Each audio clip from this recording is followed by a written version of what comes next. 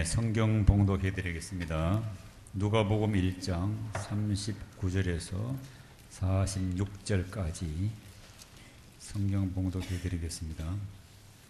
이때에 마리아가 일어나 빨리 산골로 가서 유대 한 동네에 이르러 사가랴의 집에 들어가 엘리사벳에게 문안하니, 엘리사벳이 마리아가 문안함을 들을 때 아이가 복중에서 뛰노는지라 엘리사벳이 성령의 충만함을 받아 큰 소리로 불러 이르되, 여자 중에 내가 복이 있으며 내 태중의 아이도 복이 있도다. 내 주의 어머니가 내게 나오니 이 어찌 된 일인가? 보라, 내 문 안에서 문안하는 소리가 내 귀에 들릴 때에 아이가 내 복중에서 기쁨으로 뛰놀았도다. 주께서 하신 말씀이 반드시 이루어지리라 라고 믿은 그 여자에게 복이 있도다. 마리아가 이르되, 내 영혼이 주를 찬양하며. 아멘.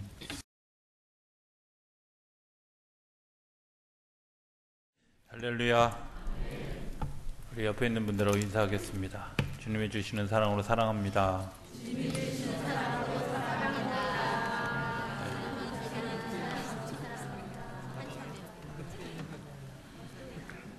한 번 더 해야 되는데 아시죠? 네. 함께 예배하게 돼서 행복합니다.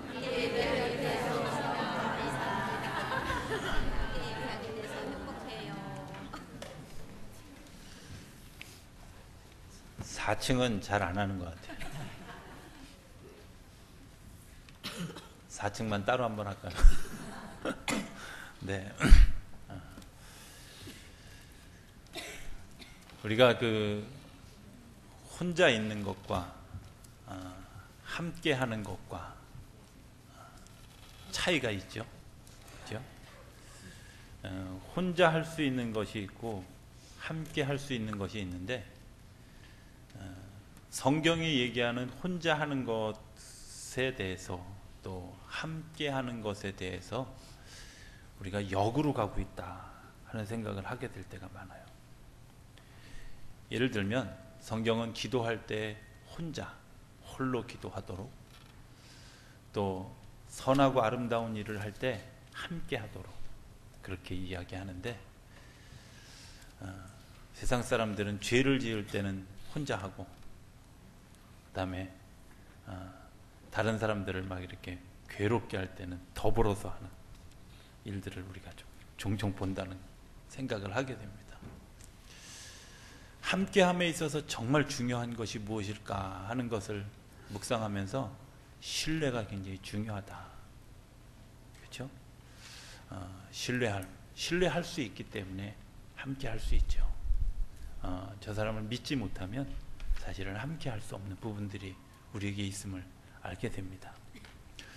저는 가톨릭에서 마리아가 굉장히 성스러운 사람이다 라고 이야기하지만, 사실은 더 은혜가 있는 사람은 어쩌면 마리아의 남편인 요셉일 수도 있다, 이런 생각을 하게 됩니다.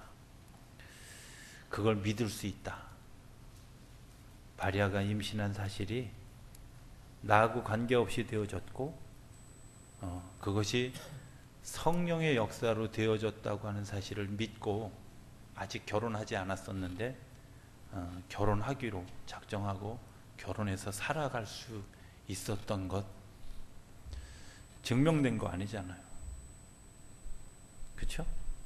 그때 뭐 DNA 가지고 친자 확인 소송 할 때도 아니었을 거고, 그런 과학적인 어떤 시스템이 없었을 때에도 요셉은 단 한 번도 그것에 대해서 의심하지 않고 마리아를 믿었다. 요셉이 믿어준, 신뢰해준 그 사건을 통해서 이 세상에 예수님이 오셨다. 이렇게 생각해 보면 정말 그 요셉이 가졌던 그 무한한 신뢰, 이것이 얼마나 큰가 하는 것들을 발견하게 됩니다. 저희 선배님 한 분이 계시는데요, 목사님이십니다. 이 목사님이 아이를 둘 낳고 어느 날 예비군 훈련 갔다가 사모님 모르게 정관수술을 했어요. 근데 한 5년쯤 지났는데 사모님이 임신을 한 거예요. 이 선배님의 표현에 그대로 의하면 정말 하루도 잠을 잘 수가 없었다. 하루에도 수십 번씩 하나님 믿을 수 있게 해달라고 기도하지만 실상 현실로 돌아오면 아내를 쳐다보면 온갖 정말 지저분한 그런 그 상상들이 떠오르고, 그게 6주차에 발견했는데 7개월이 되도록까지 기도하면서 이기려고 하다가 안 돼서 어느 날 사모님을 붙들고 이야기를 했습니다. 이랬는데 어떻게 당신이 임신을 하느냐. 사모님 막 울고불고 난리가 났습니다. 나는 절대 그런 일 없다. 며칠을 고민하다가 3일 후에 비뇨기과를 갔는데 정관수술한 게 풀어졌다는 거예요. 저는 그 이야기 가운데 요셉의 믿음이 얼마나 큰가. 요셉의 믿음이 얼마나 큰가. 그냥 단순하게 우리가 실수하게 되어진, 드러났잖아요. 이거는 내가 납득할 수 있잖아. 그런데 납득할 수 없고 확인되지도 않고 증명되지도 않은 사실을 신뢰했다. 만약에 요셉이 신뢰해주지 않았더라면 마리아는 돌에 맞아서 죽을 수밖에 없는 상황이 되어졌고, 예수님은 이 땅에 오실 수 없는 태 중에서 사산할 수밖에 없는 그런 그 상황이 되어졌는데, 그 요셉이 믿었던 믿음이 사실은 예수님이 오시는 굉장히 중요한 통로가 되어졌다. 마리아 혼자 되어진 것이 아니라 연합되어진, 신뢰해서 같이 되어진 일들이 사실은 함께 기다려준 것, 그리고 그것 때문에 예수님이 이 땅에 오실 수 있었다는 것, 그리고 우리에게 소망이 되어줄 수 있었다는 것. 이런 묵상을 해봤습니다. 왜 하필이면 그런 방법으로 예수님이 오셨을까? 어쩌면 잘 증명되지는 않았지만 여러 가지 사건을 유추해 봤을 때 그 시대가 굉장히 음란했을 시대였다, 이렇게 생각합니다. 왜? 정말 절망하는 시대, 절망했던 그런 상황 가운데 가보면 늘 그랬습니다. 소돔과 고모라가 그랬고요. 그리고 지금 이 시대도 절망하는 시대에 오면 절망하는 시대 가운데 굉장히 음란한, 그런데 그 음란함을 정결함으로 바꾸는 일에 하나님이 그 많은 사람들 중에 한 사람을 사용하셨다는 거예요. 그리고 그 음란함의 상징적 표징 하나를 사용하셨다는 거예요. 그러나 그 사실을 그대로 믿었다. 아마 제가 생각할 때는 추측입니다만은 그 시대에도 혼전에 임신하는 경우들이 많이 있었고, 그런 일들이 사회적인 이슈가 되어졌던 시대 아니었을까. 그러나 그 혼전에 임신하신 그 사건이 또 다른 하나님의 역사의 사건으로 되어졌어요. 그리고 그것을 신뢰할 수 있었던 요셉의 신뢰가 사실은 그 일들을 가능하게 했다. 이렇게 생각해 보면 우리가 함께 신뢰하면서 간다는 것이 얼마나 중요한 건지 이런 생각을 해봤습니다. 만약에 마리아가 평상시에 신뢰할 수 있는 그런 모습을 요셉에게 보여주지 않았더라면 과연 믿을 수 있었을까? 우리가 신뢰하는 것, 그 사람을 내가 신뢰하는 것, 그것에 대해서도 우리가 질문해 보아야 되지만, 또 하나의 질문은 내가 다른 사람에게 신뢰받을 수 있을까? 신뢰받을 수 있는 대상일까? 하는 것에 대한 질문도 우리가 더불어 해 보아야 할 것이라고 하는 겁니다. 그냥 당연히 믿어주겠지, 그렇지 않습니다. 부부간에도, 정말 금실이 좋은 부부간에도 작은 사건 하나가 삶을 움직이고 무한한 고통 속으로 집어넣는 것이 우리들의 모습입니다. 내가 옆에 사람을 신뢰한다고요? 여러분들 그렇습니까? 사실은 우리가 신뢰하지 못하는 것 때문에 할 수 없는 일들이 너무나 많이 있습니다.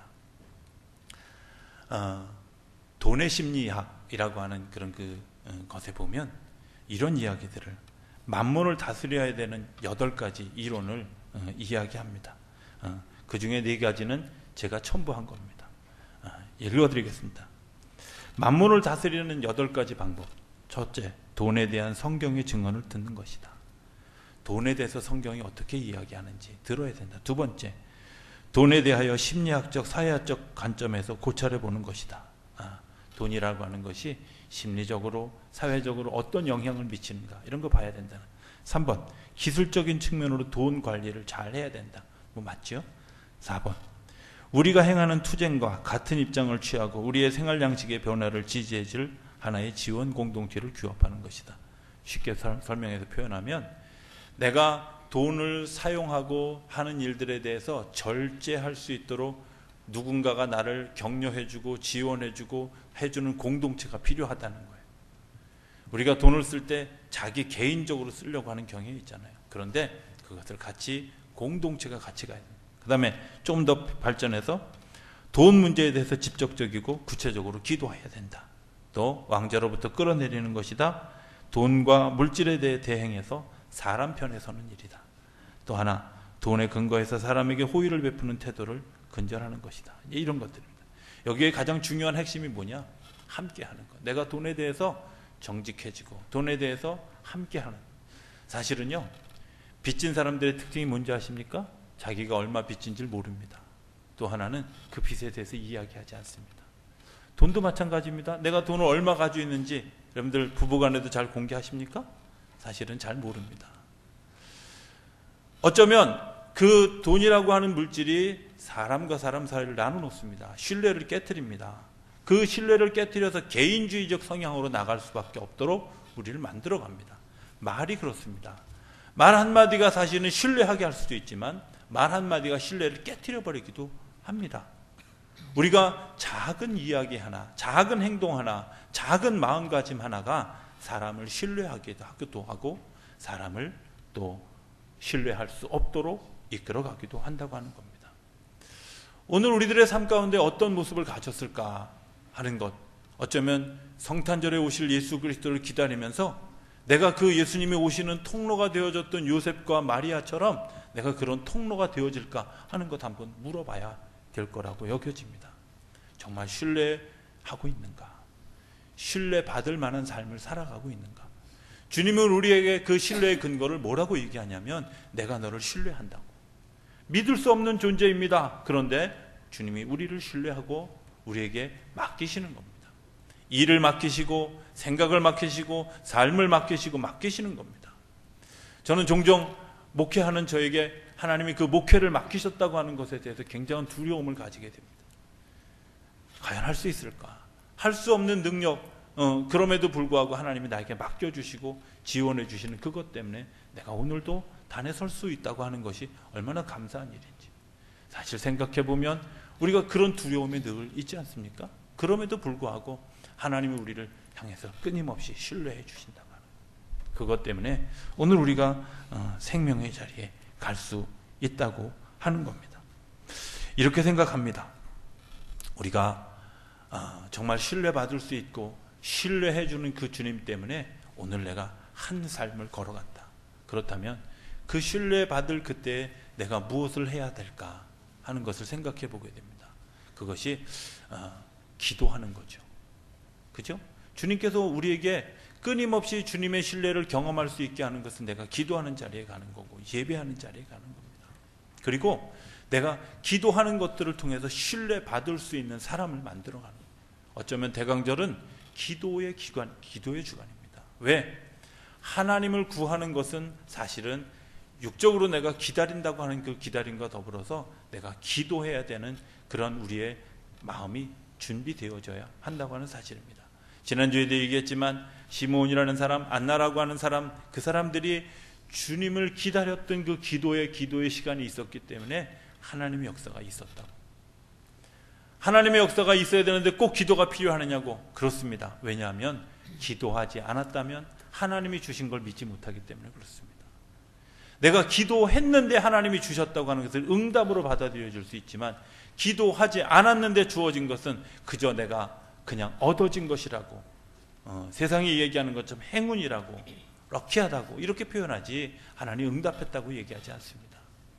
그 행운이라고 하는 것은 확률적으로 수억 분의 1, 수천 분의 1을 얘기하는 겁니다. 하나님이 그런 하나님이 아니라 그 행운은 어제도 베푸시고 오늘도 베푸시고 또 내일도 베푸시는 하나님이라고 하는 사실을 우리가 경험할 수 있는 것은 기도하는 사람만 그것을 경험할 수 있다고 하는 겁니다. 하나님이 우리에게 기도하는 마음을 주신 이유가 뭘까? 기도해야 하나님을. 오늘 성경에 나오는 엘리사벳과 마리아의 그런 교류를 제가 봅니다. 두 사람이 기도하는 사람이었다는 것은 우리가 알죠. 자, 어느 날 마리아에게 천사가 찾아왔습니다. 엘리사벳이 임신했습니다. 여자가 임신한 게 뭐 대단한 사건입니까? 그런데 엘리사벳이 임신할 수 없는 나이에 임신하게 되어졌습니다. 정확한 나이는 나오지 않지만 아마 그 여자로서의 생리가 다 끊어지고 그것이 굉장히 오랜 시간이 지나고 난 다음에 엘리사벳이라는 사람이 임신하게 됩니다. 너만 기적을 경험하는 것이 아니라 그 엘리사벳도 기적의 주인공이다. 이런 이야기를 듣고 마리아가 엘리사벳을 찾아갑니다. 이렇게 생각해 봅니다. 마리아가 엘리사벳을 찾아갈 때 마리아가 임신 몇 개월쯤 됐을까? 임신한 티가 났을까? 이런 생각을 세례 요한이 사촌 형님인데요. 예수님보다 6개월 빨리. 그러니까 아무리 지금 마리아가 이 엘리사벳이 애 낳기 직전이라고 할지라도 마리아의 몸은 별로 임신한 티가 나지 않는 그런 때입니다. 그런데 오늘 성경에는 놀라운 이야기가 나오는 것을 보게 됩니다. 엘리사벳의 집에 왔습니다. 마리아가 왔는데 엘리사벳이 반겨 맞아줬습니다. 알고 있었습니다. 전화가 있던 시대 아니었습니다. 우편이 오고 갔던 시대 아니었습니다. 엘리사벳이 임신한 사실을 천사들을 통해서 들어야 할 만큼 마리아와 엘리사벳이 그런 교류가 없었습니다. 그런데 엘리사벳이 마리아를 맞이하면서 이렇게 얘기합니다. 내 복 중에 있는 아이가 복되다, 아름답다, 이렇게 이야기하는 겁니다. 이렇게 이야기하니까 마리아가 깜짝 놀랍니다. 내가 임신한 사실을 누가 가르쳐 줬을까? 아니죠. 한 번 더 설명하는 그 설명이 사실 굉장히 기이한 설명을 하고 있는 것을 보게 됩니다. 그 뒤에 보면 이렇게 이야기합니다. 어디죠? 자, 44절. 보라, 내 문안하는 소리가 내 귀에 들릴 때에 아이가 내 복중에서 기쁨으로 뛰놀았도다. 뭐가? 내 뱃속에 있는 아이가 복중에서 뛰놀았다는 거예요. 이해 가십니까? 저는 성경을 이렇게 한 구절 한 구절 이렇게 막 읽어가면서 너무 놀랐습니다. 그 기도가 얼만큼 깊이 갔으면, 그리고 얼마나 예민해졌으면 내 복중에서 이 세례 요한이라는 아이가 예수님이라고 하는 사람을 그 길을 인도해야 될 그런 사명을 가지고 태어나는 아이잖아요. 그런데 그 아이가 영적으로 느껴지는 거야. 저 아이가 내가 길을 예비해야 될 그 아이야. 그러면서 이 아이가 복중에서 기쁨으로 뛰놀았다는 거예요. 느껴지십니까? 그게? 느껴지지 않는다면 여러분들 기도하셔야 됩니다.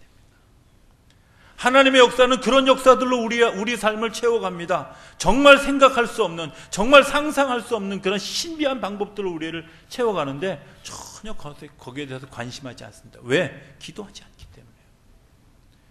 기도하는 사람들이 아이를 딱 보았을 때 이 아이가 세상에 구세주로 올 아이라고 하는 사실을 알았습니다. 기도하는 사람들이 내가 보지 않아도 하나님이 보내셨다고 하는 사실을 믿었습니다. 기도하는 사람들이 내가 임신한지 안 한지 티가 나지 않는데도 불구하고 복중에서 아이조차가 저분이 예수님이다, 이렇게 이야기할 만한 일들이 일어나게 되어졌다. 하나님의 일은, 하나님이 역사하시는 것은 혼자 개인적으로 역사하지 않습니다. 반드시 쌍으로 역사하게 되어 있습니다. 객관적인 것을 가르쳐 주려고 그렇습니다. 마리아 혼자의 어떤 그런 경험이었다면 어쩌면 의심하게 되어졌을지도 모릅니다. 그런데 엘리사벳과 마리아가 교류하면서 무엇이 이루어졌어요? 하나님이 나 혼자만의 경험이 아니라 엘리사벳과 더불어서 하는 경험, 그리고 예비하는 그 말씀이 이루어지는 경험, 이런 것들이 그 삶 안에서 서로 엮여져 있었던 겁니다. 기도하는 사람들이 느끼는 그런 기쁨이 있습니다. 기도하면서 교류하는 것들이 있습니다. 그리고 그 기도하는 그 교류의 연합됨 때문에 사실은 우리가 잃었던 소망을, 잃었던 믿음을, 잃었던 사랑을 다시 회복하는 자리로 가는 것을 우리가 보게 된다고 하는 겁니다. 함께 가야 되는 이야기 가운데 또 중요한 이야기가 하나 있습니다. 왜 이렇게 기도가 필요할까? 기도가 필요할까? 하는 생각은 동방 박사들과 목자들에 대한 모습을 생각해 보면 동방박사의 모습을 생각해 보면 금방 알 수 있습니다. 예루살렘 성은 여러분들 성지순례 가보신 분들은 알지만 예루살렘은 제일 높은 꼭대기에 있습니다. 우리나라도 그렇지 않습니까? 하늘의 제사를 지내는 그 곳이 주로 어디에 있어요? 낮은 데 있어요? 높은 데 있어요? 높은 데 있어요. 예루살렘이 제일 높은데, 사실은 가서 보면 별로 도시가 이루어질 것 같지 않은 도시에 그 예루살렘 성전이 서 있어요. 그리고 그곳이 그 나라의 수도예요. 지금도 그런 그 수도의 역할을, 일부분의 수도의 역할을 하잖아요. 그런데 그 별을 따라서 동방박사들이 그 예루살렘 성에 올라갔습니다. 올라갔는데 거기서 약속을 듣습니다. 이제 그 이새의 자녀에게서, 이새의 후손에게서 이 세상을 구원할 구세주가 나실 것이다 하는 것을 서기관에게서 확인합니다. 그리고 이 사람들이 다시 별을, 움직이는 별을 찾아 갑니다. 그런데 예수님이 태어나신 베들레헴은 이 예루살렘이 한 2000 정도 고지에 있다면 이 베들레헴이라고 하는 고지는 한 1300고지 정도, 굉장히 낮은 곳에 있습니다. 내려가야 됩니다. 이 내려가는 길을 이 동방박사들이 내려가면서 이런 생각하지 않았겠습니까? 아니, 하나님을 만나려면 올라가야 되는데 왜 내려가지? 이게 맞는 거야? 아마 이런 이야기를 할 수 있었을 거야. 나머지 두 사람이 얘기합니다. 아니야, 그래도 저 별이 우리를 인도하잖아. 서로 의견이 조정되어지면서 서로 이야기를 나누면서 없었던 희망을 다시 만들어가는 일들을 그들이 하게 되는 거예요. 또 이런 생각이 듭니다. 여러분들 그 베들레헴에 가보신 분들은 아시겠지만, 근데 대부분 버스 타고 가서 잘 모르셔요. 그런데 베들레헴으로 가는 길이 굉장히 꼬불꼬불합니다. 중간에 낭떠러지도 있습니다. 지금도 그런데 옛날에는 오죽했겠습니까? 그런데요, 그 험한 길을 가면서, 그 정말 그 성치 않은 길을 가면서, 그리고 그 작은 마을로 가면서 이들이 베들레헴에서 날 것이다 라고 하는 예언을 알고 있었다 할지라도 그들이 그 길을 걸어가면서 이 길 진짜 맞는 거야? 이렇게 질문하지 않았겠냐는 거예요. 오늘 우리들의 삶의 모습이 그렇지 않습니까? 내가 내 상식에 벗어나는 일이 진행되어질 때 이게 맞을 거야? 이게 틀려? 맞아? 이런 것들이 우리 삶 가운데 있지 않습니까? 그럴 때 우리가 다시 용기를 내서 걸어갈 수 있게 하는 것, 옆에 사람들이 지원하고 격려하고, 아니야, 그래도 용기 내, 힘을 내, 그리고 그곳에 갈 수 있도록 우리에게 지원하는 세력들이 있다는 겁니다. 그것이 함께 가야 되는, 아마 동방박사가 혼자 갔다면 그 일을 가지 못했을 거라고 여겨집니다. 목자들 중에 한 사람만 그 길을 갔다면 저는 가지 못했을 거라고 여겨집니다. 왜? 나 혼자 갈 수 있는 길이 아니기 때문에 그렇습니다. 비상식적이고 때로는 너무 험한 길이고 너무 고통스러운 길이고, 그리고 정말 이해 안 되는 일들이기 때문에 그 이해 안 되는 일들을 혼자 걸어가면 갈 수 없는 겁니다. 그래서 하나님이 같이 갈 사람들을 붙여주시는 겁니다. 나와 더불어 같이 갈 사람. 오늘 내가 더불어 살아가야 되는 그런 그 수많은 사람들이 경쟁자도 아니고 내 개인적으로 나 혼자만의 삶을 살아가는 자리가 아니라 사실은 더불어서 같이 가고 격려하고 지원해주고 기도해야 되는 사람들이라는 사실을 기억하실 수 있게 되길 바랍니다. 내 옆에 있는 사람이 정말 어떻게 생각할 땐 저 사람이 없었으면 내가 잘 뛸 수 있었을까? 죄송하지만 그 사람이 속색였기 때문에 오늘 이 자리에 있을지도 모릅니다. 그렇지 않습니까? 그 사람이 나를 힘들게 했기 때문에 내가 이만큼 성숙했을지도 모릅니다. 그 사람이 나를 그렇게 힘들게 하지 않았더라면 어쩌면 내가 이 자리에 서 있는 것 불가능했을지도 모릅니다. 하나님이 내 옆에 있는 사람들을 붙여주셨다는 사실을 기억하실 수 있게 되기를 바랍니다. 그런데 그 일들이 같이 가는데 가장 중요한 것 하나가 있습니다. 그것은 지원하고 격려하는 일이 계속 되어졌다는 겁니다. 하나님의 말씀을 이렇게 기도하면서 듣다가 보면 늘 그런 마음이 드는데, 하나님이 지적하고 내가 이거 잘못했다고 책망하는 법이 별로 없습니다. 죄 짓고요, 정말 허탈한 마음으로 주님 앞에 앉았을 때에도 내가 너를 사랑한다, 이렇게. 성경에도 그렇지 않습니까?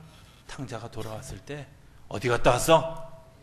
그만둔 재산 다 어디다 뭐 했어? 이렇게 물어보지 않으셨다는 거예요. 주님이 우리에게 요구하시는 성품은 그런 것들을 요구하는 게 아니라 잘 왔다고, 누더기 같은 그 몸을, 누더기 같은 옷을, 정말 다 헤어진 그 옷을 가지고 주님 앞에 왔을 때도 아무런 것 질문하지 않으시고 그냥 안으시는 게 주님의 성품입니다. 공동체를 이루어가는데 가장 중요한 것, 그 돌아온 둘째 아들의 비유에서 이야기 가운데 뭐라고 얘기하냐? 형이 와서 불평합니다. 그리고 따집니다. 이야기합니다. 어쩌면 우리의 속성이죠. 그런데 아버지가 이야기합니다. 너는 내 곁에 늘 있었지만. 책망받을 일입니다. 야, 네 동생을 그렇게 사랑하지 못하느냐? 이렇게 이야기할 책망받을 사건에서도 그 아버지는 뭐라고 얘기하냐면, 아니다. 이 아이는 나갔다가 돌아왔고 너는 늘 내 곁에 있어. 내가 가지고 있는 것이 다 내 것인데 네가 왜 그것 때문에 마음 상해하느냐고 오히려 위로하는 모습을 보게 됩니다. 그렇지 않습니까? 예수 공동체와 그렇지 않은 공동체에 다른 것이 있습니다. 잘못한 것을 지적하는 것이 아니라 지원하고 격려하는 일들이 이루어지는 것이 예수 공동체의 특징입니다. 그리고 그 일을 통해서 우리가 하나님을 경험하고 만나는 겁니다. 놀라운 것은 그렇게 몇 천년 전부터 예고되어졌던 예수님이 오신 사건, 수많은 사람들이 알고 있었던 그 사건, 그런데 정작 예수님이 오시는 그때에 예수님을 만난 사람은 10명 내외밖에 되지 않는다는 겁니다. 심지어 여관 주인도 예수님의 모습을 보지 못했습니다. 마구간에 말을 치는 사람도 예수님을 보지 못했습니다. 지원하고 격려하고 그것을 위해서 기도하고 기대했던 사람들만 예수님을 만나게 되었다. 저는 우리 양문교회 공동체가 이번 성탄절에는 정말 예수를 만나는 경험이 있게 되기를 기대합니다.